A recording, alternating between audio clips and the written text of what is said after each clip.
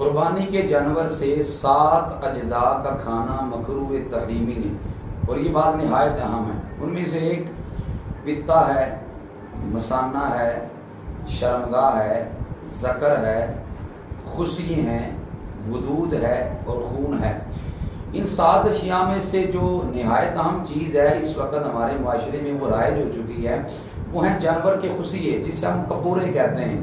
کپورے کھانا مکروہ تحریمی ہے۔ مکروہ تحریمی کا مطلب یہ ہے کہ یہ حرام کے قریب ہے اور یہ گناہ ہے۔